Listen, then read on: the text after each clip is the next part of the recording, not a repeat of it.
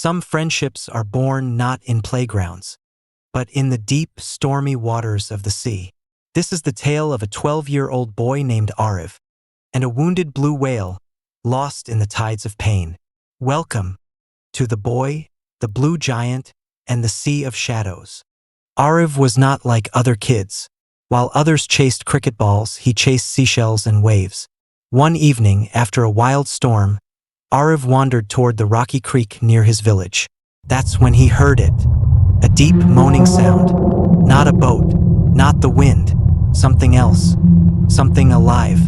He climbed down the rocks, heart pounding, and there he saw it. A giant blue whale, trapped in the narrow creek, its massive body bruised, its tail bleeding. Ariv couldn't breathe. He whispered, "You're hurt, but I'll help you." Panicked but hopeful, Ariv rushed home to his father, Dr. Veer, a marine biologist. Within hours, the beach turned into a rescue base. The marine mammal rescue team was alerted, but transporting the whale would take time, so they created a makeshift sea pool, barricading the area with nets, using seawater pumps and cooling fans to keep the giant alive. Ariv stayed with the whale, talking, watching, waiting. He named him Reno, and something magical happened. Every time Ariv placed his hand in the water, the whale responded, a low, vibrating hum. Not pain, not fear. It was trust. With an emergency escort, Reno was finally moved to the Marine Rescue Center. Ariv sat beside him the whole way, talking, singing, even humming the sounds Reno made. The bond had grown stronger. 2 weeks passed, and slowly, Reno healed. His tail moved freely. His eyes brightened. He even began to breach in the rescue lagoon, rising and splashing joyfully. 3 days later, new visitors arrived. They said they were documentary filmmakers. Cameras, gear, drones. But behind the smiles was danger. They were led by Mr. Keshav Rao, a known wildlife trafficker, now hiding under a fake identity. Ariv noticed something strange.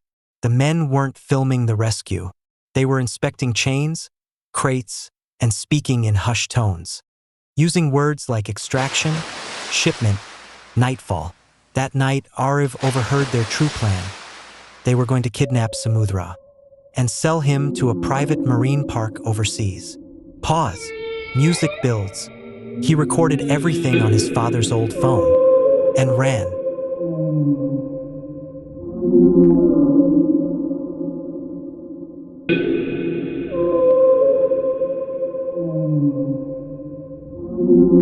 Rain lashed the village that night. Under the cover of darkness, the men broke the perimeter nets, loaded the injured whale onto a custom truck. Ariv and his father reached just in time, blocking the truck with their jeep, headlights blazing. "You can't take him. He belongs to the sea," Ariv shouted with tears. "Step aside, boy. It's just a whale." Rao said very calm sound, but Ariv had proof. He sent the video to the coastal police. Moments later, sirens. A convoy of jeeps arrived. Mr. Rao and his men were arrested on the spot. Ariv had saved whale. On a bright morning, Reno was guided back to the sea. Ariv stood in the shallow water. The whale hovered for a moment, as if looking back. Then, with one mighty leap, Reno breached into the sky, a fountain of sea spray rising high. He was home. He was free. His final words heartfelt, and somewhere, deep in the ocean, a blue giant swim, remembering the boy who saved his life.